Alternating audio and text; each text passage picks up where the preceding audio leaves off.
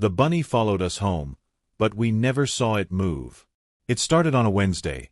Gray skies, quiet wind, and the kind of afternoon that feels like something's about to go wrong. I was waiting for my little sister Lily after school.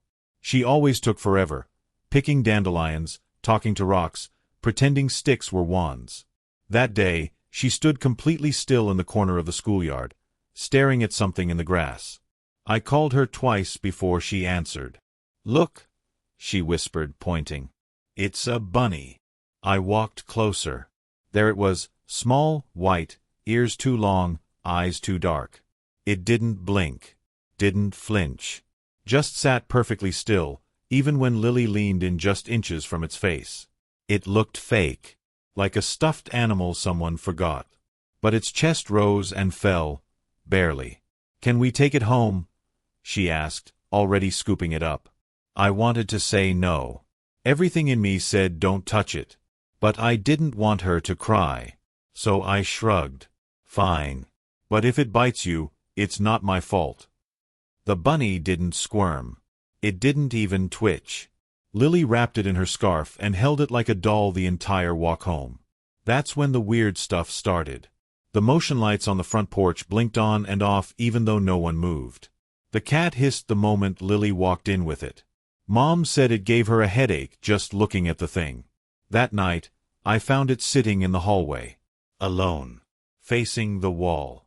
"Did you move it?" I asked Lily. "No," she said, half asleep. I pushed it gently with my toe. It fell over like it weighed nothing. Still didn't blink. I left it there. The next morning, it was sitting upright. Same position. Still facing the wall. That day at school, Lily didn't talk to anyone. She told me her dreams were full of scratching sounds. That the bunny had been there. Watching. When we got home, it was sitting in my room. I never brought it in. And I swear, I never saw it move.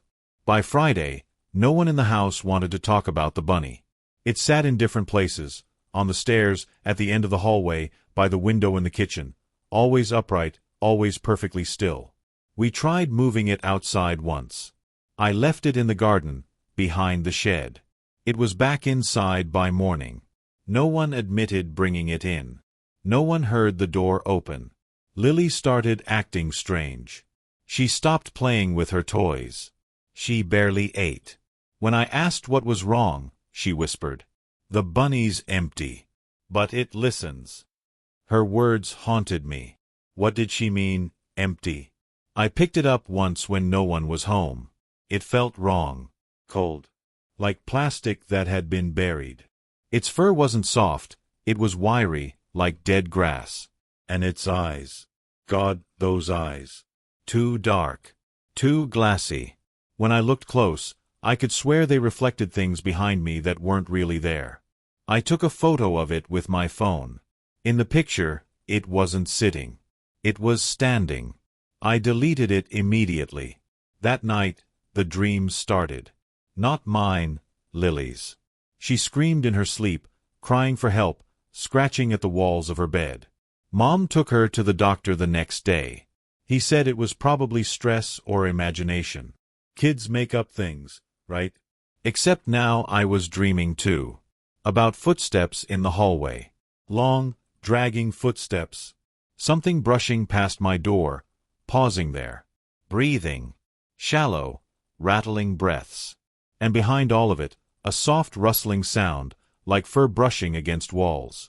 The morning after, I found something scratched into the wood floor outside my bedroom. 4 small marks. Repeating. Like claws. I blamed the cat. But the cat hadn't been seen since Tuesday. That night, I watched the bunny from my bed, too afraid to sleep. I placed it in the farthest corner of my room, facing the door. I left the light on. Sometime after midnight, I opened my eyes. It was at the foot of my bed. Staring at me. Still. Silent. Closer. I didn't scream. I couldn't. My throat locked up the second I saw it there, perched at the edge of my blanket, feet tucked beneath it like it had always belonged. Its head tilted just slightly, as if it was studying me. The light was still on. I should have seen it move. But I hadn't. I stared at it for hours. Didn't blink. Didn't breathe too loud. Eventually, the sky outside my window began to pale. The sun was rising. Morning brought courage, or stupidity, I don't know which. I reached out, hands trembling, and picked it up. It didn't resist. But I swear, it was warmer than it had ever been. Alive. I hurled it out the bedroom window. I heard it hit the grass with a soft thud. When Lily woke up, she went straight to the backyard. "He doesn't like being thrown," she said quietly. I told her it wasn't real, that she needed to stop pretending. She didn't argue. She just looked at me, her eyes too calm for an 8-year-old, and said, "He's not pretending either." By noon, the bunny was back, sitting by the fireplace. Mom hadn't seen it move. Swore she didn't bring it in. That night, I convinced her to let me lock it in the shed. She agreed, more to humor me than anything. We shoved it into an old box, sealed it with duct tape, and left it on a high shelf in the dark. Then I padlocked the shed door. I watched the shed from my bedroom window for hours. Nothing moved. The wind didn't even touch the trees that night. But I woke up anyway. Cold air biting at my arms. My door creaked open slowly. I didn't see anything there at first. Until I noticed the shadow. Long ears. Small shape. At the end of the hall. It stood just at the edge of the light. Facing me. Phil. I turned on my lamp. In the hallway, nothing. Back in my room. The bunny sat on my pillow. Right beside my head. I didn't sleep after that. I sat frozen, knees pulled to my chest, staring at the bunny on my pillow. It didn't move. It never did. But the air around it felt heavier, like something old had walked into the room and wasn't planning to leave. When dawn broke, I grabbed it with both hands, shoved it into a backpack, and biked 10 blocks to the river. I stuffed it into a garbage bag, tied it tight, and dropped it in. I watched until it sank. Then I came home. The house was too quiet.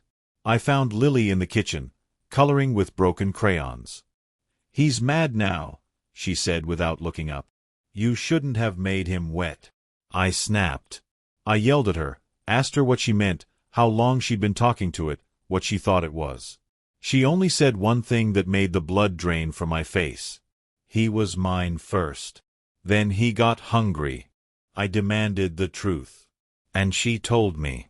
She had found the bunny in the woods weeks before school started. It had been sitting by a hole in the ground. It looked dead, but when she picked it up, its eyes opened. She thought it was magic. She brought it home and kept it secret, in her toy chest, under her bed, in her backpack. And every night, she whispered her secrets to it. Every fear, every lie, every nightmare. It never moved. Until it did. One night, she woke up and it was sitting on her chest. "That's when it started feeding," she whispered. "But not on me." I asked what that meant. Lily didn't answer. She just pointed to the hallway. The cat's collar was lying there, alone. I didn't speak. I couldn't. Because something else was lying next to it. Wet footprints. Small. Shaped like paws. Leading from the front door, all the way to the stairs. Back to my room. That night, I didn't try to get rid of the bunny again. I just waited. I left every light in the house on. Taped salt across the windowsills. I even hung garlic, though I knew that was useless. I wasn't even sure if what we were dealing with had a name. Vampire? Demon? Spirit? No. It was something else. Something that fed on presence. Silence crept into the house like a fog. Lily slept in Mom's room. I stayed awake, watching my door. Hours passed. The ticking of the clock slowed until I thought it had stopped entirely. Then I heard the softest creak. I didn't move. The air went cold, cold like grave dirt, cold like forgetting. I saw the shadow first. Long ears. Round body. It was at the threshold again, just outside my bedroom. Then it blinked. For the first time. The moment its eyes moved, I understood. It didn't need to crawl or hop. It didn't walk. It only needed your attention. Every time we looked for it, it got closer. Every time we spoke of it, it remembered us. And now, I had looked too long. The light above me fizzed and popped. Darkness closed in. I could hear something small skitter across the floor, closer and closer and closer. And then, I woke up in daylight.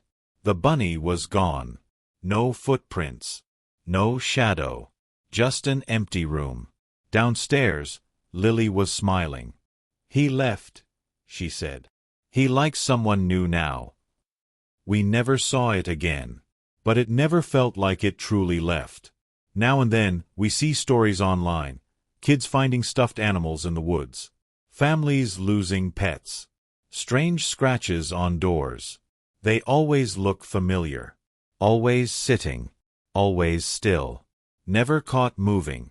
But always watching. And sometimes, when I close my eyes at night, I feel it again. That weight on my chest. That warmth beside my head. That stare.